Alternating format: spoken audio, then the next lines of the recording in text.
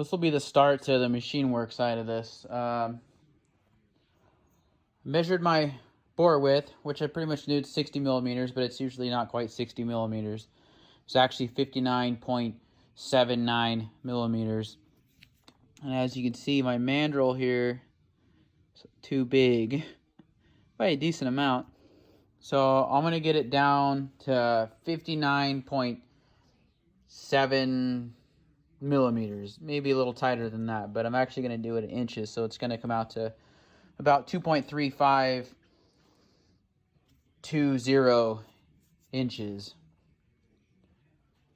So the first thing I have to do is I need to get this mandrel square in my forejaw. So as you can see, it is not.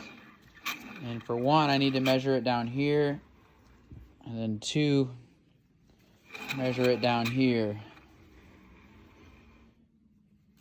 So I'm going to go ahead and do that.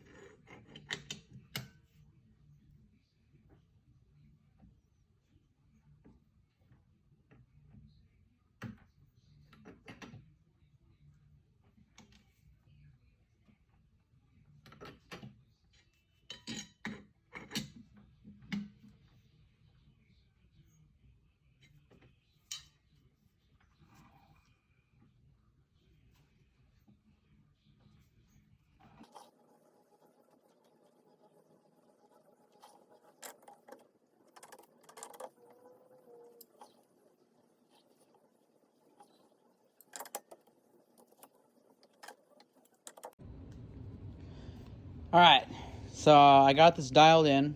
And now the only reason I'm being really meticulous about dialing this in for when I cut it is because my 3-jaw over here is pretty accurate. You just throw it in there and you're good to go.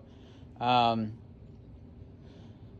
want this to cut as accurate all the way across as I possibly can, so that way when I do set it up in there, it's straight. And I'm not really going to teach you how to do that because that's... And like, I don't know why, I'm not even trying to teach you guys stuff. I'm just trying to show you what's going on.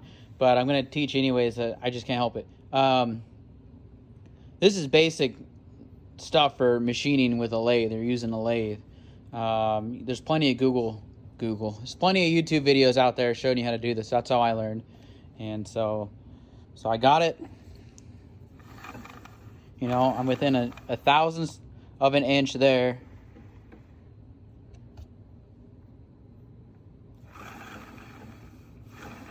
And I'm within a thousandths down here.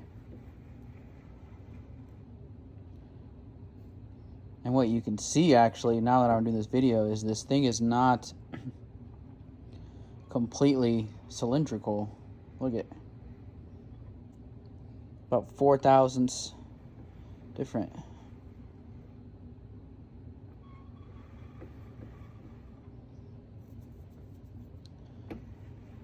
So I'm going to get it cut here to size, and it's going to take me a moment, and let's see how this goes. And one more thing before you just watch me do this in super fast speed is I don't need to machine this entire mandrel. I actually went an inch farther than the length of the bore, so that way I have a little bit of playroom when I get in here. And for one, it'd take me a lot longer to go even farther, but two, I can actually use this other side if I need to, which being that this is a 60 millimeter bore, I don't think there's another chainsaw with a bore that big. And if there is, I can at least use this end as well, because these can all be double-sided. I don't know if I have any that actually are. Oh, this one was, I don't know what that is, 48 millimeters maybe, and then here's this tiny one. Here's a 2511T mandrel. Isn't that funny? But yeah, you can get, I believe this is 9. Oh, see, I couldn't remember when I ordered this what my lengths are. These are 8-inch, then this is 9. 8-inch is plenty long. You can use 8-inch on both ends, no problem.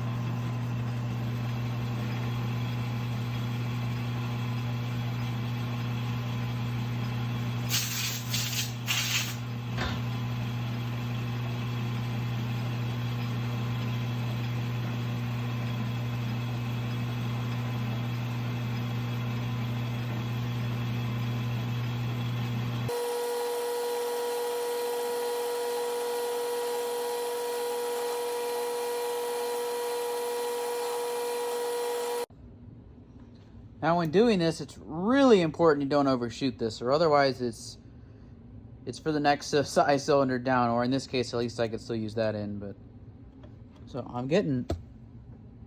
I'm really close.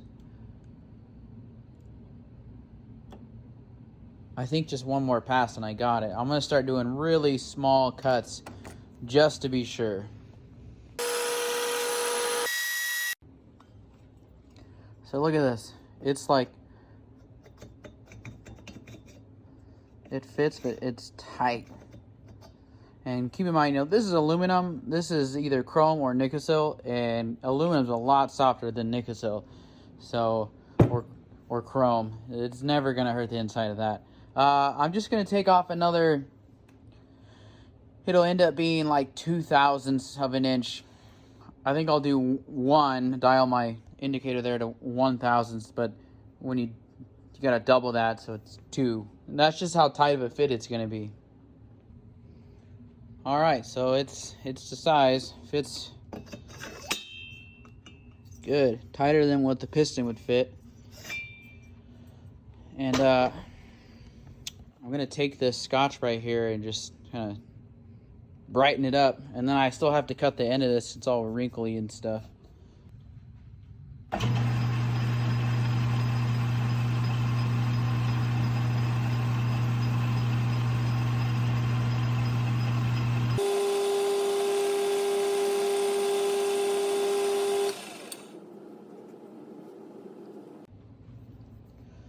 All right, there it is.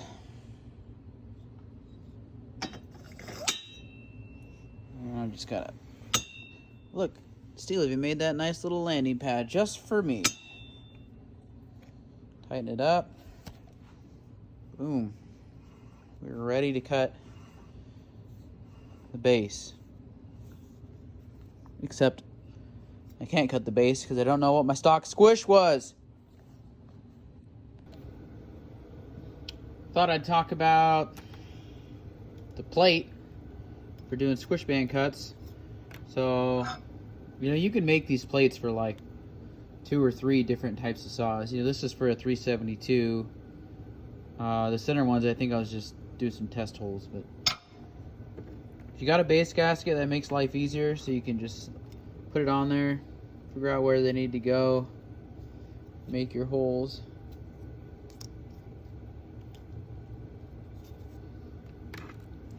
Because, you know, this plate's going to go like that. And you can either use all thread, or you can grab some of these, socket head. I don't know. I can't. There's a local hardware store, and it's a legit hardware store. I mean, if you think that someplace like Home Depot or Lowe's is a hardware store, that's not a hardware store. I mean, they got some nuts and bolts, but it's not a hardware store. So what I was getting at is, where I work at, not too far, there's an actual hardware store where they make and then stock just tons of hardware. I mean, almost any time I go in there, I just go, hey, I need 5 of these. Dude comes back, gives me 5 of them, good to go. And it's, you know, you can just buy them by one or as many as you need. Anyways, they don't carry socket head bolts in this length in the right size that I need, which is annoying. And I found some on eBay. They're actually, I don't know if other guys, where they get them from or what. I can't find them. But these are, for majority of saws, are too big to fit, but just barely. And where this all thread fits perfect, and it works well. This is a lot cleaner when you do it this way, because you can put them in right here, and then you can actually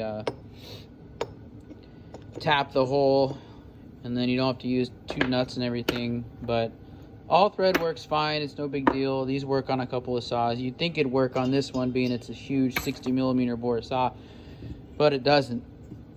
So anyways, I'm just getting this plate mocked up so I can get this on, bolted up there, so I can start getting it chucked up in the lathe.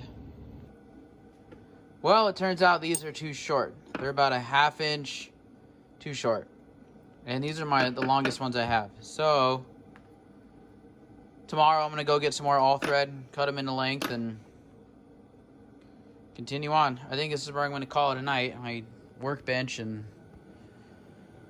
everything over here is a mess. It's the thing with working with dirty saws. Look at all this stuff. Every time I touch something, the dirt's falling out of it. Old prehistoric sawdust. All right, guys, have a good night.